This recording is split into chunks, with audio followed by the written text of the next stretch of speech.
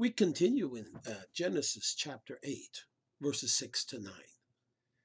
I love this.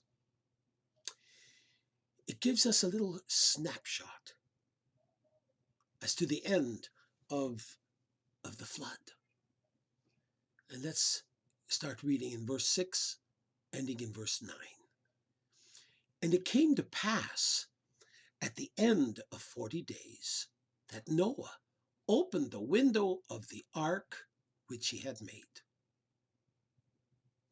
And he sent forth a raven, which went forth to and fro until the waters were dried up. Also he sent forth a dove from him to see if the waters were abated from off the face of the ground. But the dove found no rest for the soles of her feet. And she returned to him into the ark, for the waters were on the face of the whole earth. Then he put forth his hand and took her and pulled her in unto him into the ark.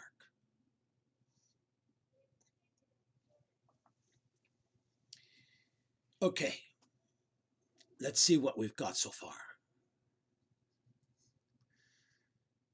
Noah and crew have so far been trapped inside that ark.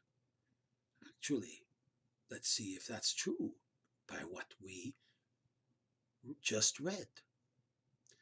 300 days. 150 for the flood, and 150 for when the waters started going down. That's 300 days so far. I don't care how big the ark is, I'd be going stir crazy by now. So here it is. After 40 more days, that's 40 after the 300, Noah opened the window.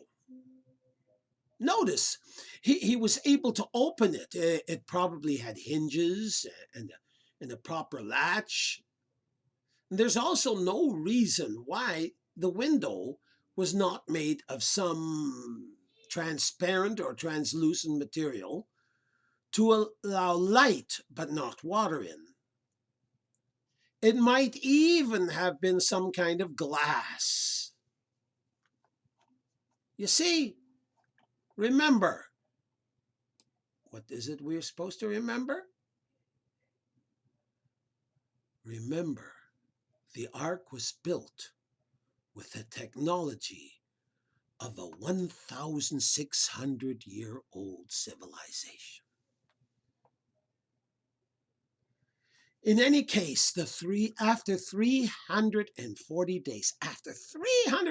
days of being inside the ark, Noah just needed to breathe some fresh air and check things out.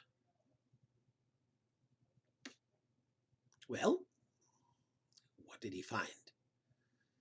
The ark was motionless for about 190 days. That's the last 150 plus 40. And the water had been steadily going down. So he released a raven and a dove to see how much. Isn't that what we just read? It's beautiful how much detail went into that little story. The raven went back and forth and did not go back into the ark. It went forth to and fro until the waters were dried up from off the earth and fed on carcasses and probably found footholds on them. Yuck. The dove, however, returned to the ark because it required fresh plants and seeds in dry ground. There was still too much water. Wow. This is probably the ravens. I wonder, did the ravens feed off the carcasses from when the Canaanite people Killed each other? Probably. And that's why they were still eating carcasses now. Although, before the flood, the only thing that the animals ate was vegetation. But the ravens are a very unusual bird, aren't they? Today is one of the shortest studies in Genesis.